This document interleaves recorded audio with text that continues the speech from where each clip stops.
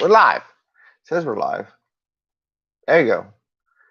Hey, good morning. It's 5 a.m. Mester Scrum. It's about 7:02 a.m. in the morning. Got that hurricane coming up the coast. Dump a lot of water on us soon, so I figure I get going. I got to take the wife to work. But just thinking about stuff, taking a class the other day. Anyway, it's 5 a.m. Mester Scrum Show, and I am Greg Mester, Scrum Master and Agile Coach. And we talk about Scrum and Agile in a practical and tactical sense. So you can get home to your family and friends, build value to your customer, and do it in a way you're not working 60, 80 hours a week. And do it smartly and rightly, and have some fun as you go.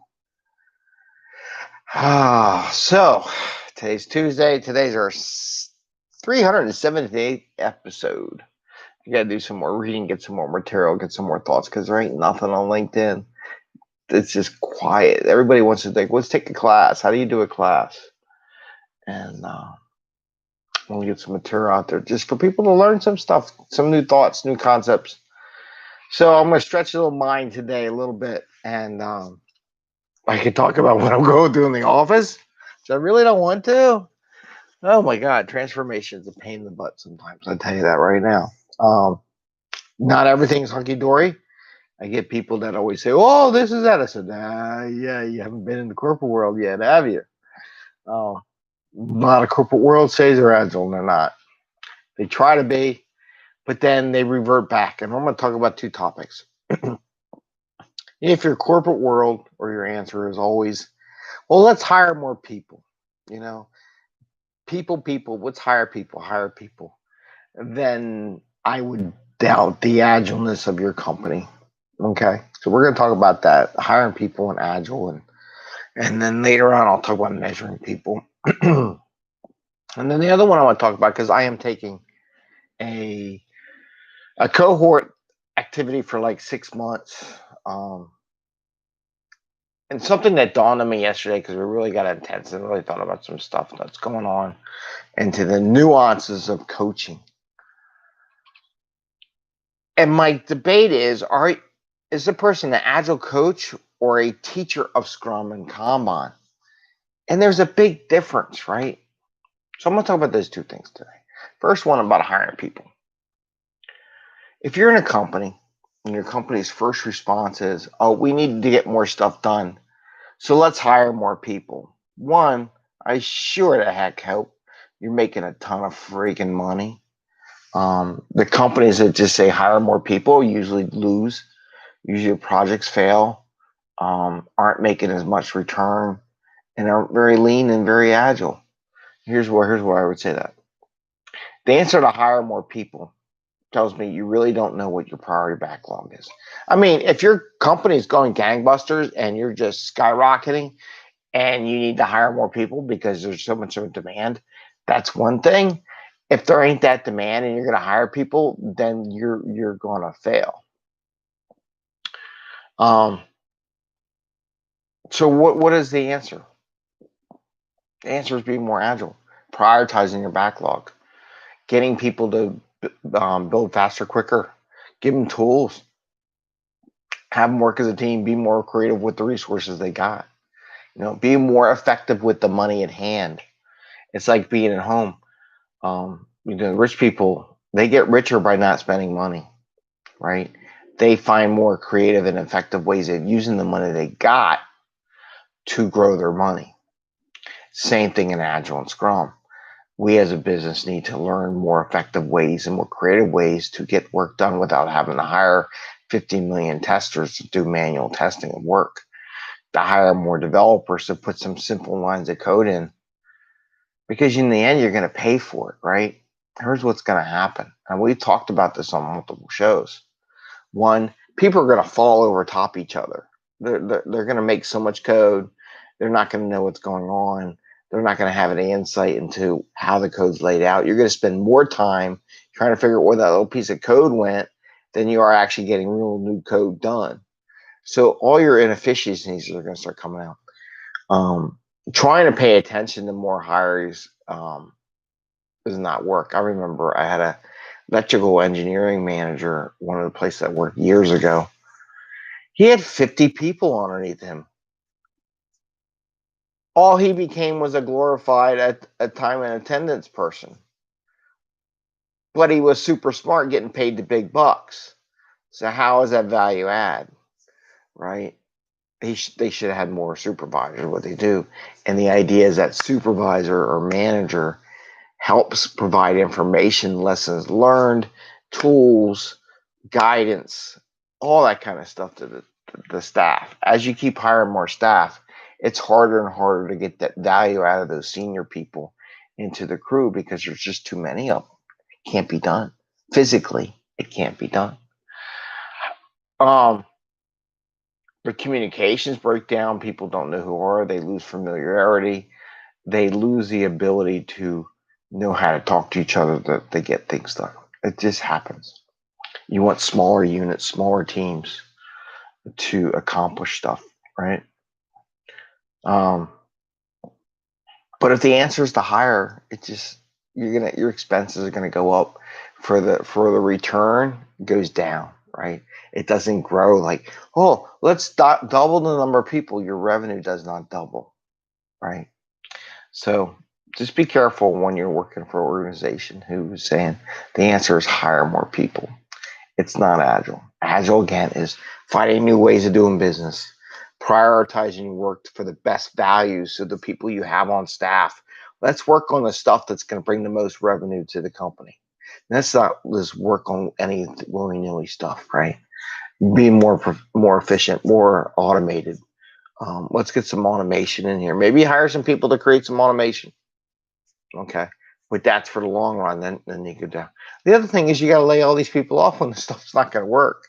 So I know there's a lot of conflict adverse companies out there that don't like any conflict, but that you're going to generate that conflict, right? So that's the one thing about just hiring. Be careful if you're a company that answers, let's just hire more people. Unless you got a new project, new line that's going to come out, then I don't know about that. It's the answer, right? The other one, Agile coaches for like a Scrum teacher or a Kanban teacher or an XP teacher or a teacher of Agile. What I see out there is a lot of people claiming to be Agile coaches who don't practice coaching.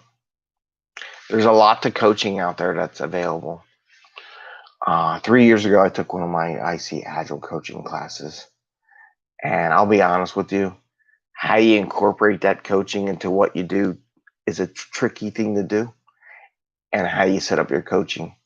If you are going to be a coach, I recommend taking some of the IC Agile courses. I also recommend every so many years, go back and take the class. Take it with a different instructor, but go back and take the class. Learn something new about coaching. Practice your skills. Sometimes it's good to spend 2 or 3 days just to concentrate on those skill sets like coaching to make yourself better.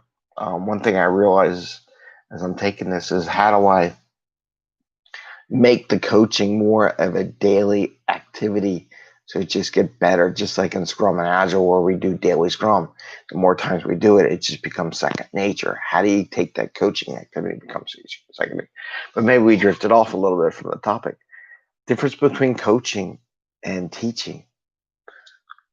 I see a lot of companies, a lot of people that put Agile Coach in their name because they're good at Jira, because they know how to teach Scrum. They know the words, they know the practices. The question in my coaching is, how do you get deeper into the teams? How do you help them produce more without hiring more people, right? That's where the coaching comes on board.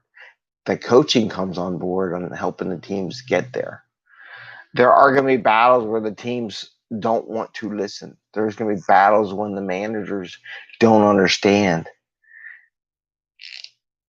And and as a coach, I think you have to up your game for your ability to stand on your own toes without being intimidated by managers, by customers. If you really want to be a coach, I mean, I can do whatever my customer wants me to do all the time. That's going to be wrong, and they're going to pay for it in the end sometimes. Sometimes they're right, and you got to find that middle ground. But just to cave over because somebody wants it, and you got to ask the questions as a coach. Well, why do you really want it? what's going on? What are you looking to measure? What are you looking to do? What do you want to achieve? Let's make sure we're coming in with the right approach. If the answer is just to hire a person, that may not be the right approach for where you want to go. Plus, it takes a long time for people to get up to speed with what you're coding and what you're doing. So hiring people may not necessarily be the right answer. But this is what coaching's about. So anybody can come in and teach Scrum and Agile. Lessons learned, places gone, that needs to come into play. Yes, I could tell you what to do, but I'm not coaching you, right? The idea is the idea a coach wants the person to grow, understand how to react without the coach being there. If the coach's answer is I have to be there to tell them what to do, then they're not a coach. They're a manager, right? And there's a lot of project managers that think they're coaches, and their whole concentrate in life is all about time, capacity, data, metrics. How do you do that? They don't understand the metrics are a tool. It's not a necessary.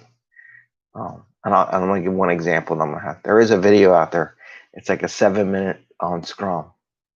And the guy who wrote the video was one of those cartoons. In the end, said one of the biggest reasons why people go to Scrum is the burn down chart. I laughed my head off. I says, you're an idiot. The person wrote that video, and if there a reason why people, corporate places, go do Scrum is because of the burn down chart, then they don't understand Scrum. They can teach it, but they don't get it, right? And that's the difference between being a teacher of Scrum and being a coach of Scrum, being a coach of Agile, right? I have to share that video, but I really do think that video in the comment end just proves the fact the person's a teacher and not a coach of Scrum or Agile. Anyway, I let it go. Have a good day. Ring the little bell. You're like her. This is my tissues for cleaning the mirror. The video. Ring the bell. Gotta love live. And send me some thoughts and questions, and we'll talk about them on the show. All right. Take care, everyone. Have a good day. Hope everybody stays dry with the hurricane coming up the East Coast. All right. Bye. See ya.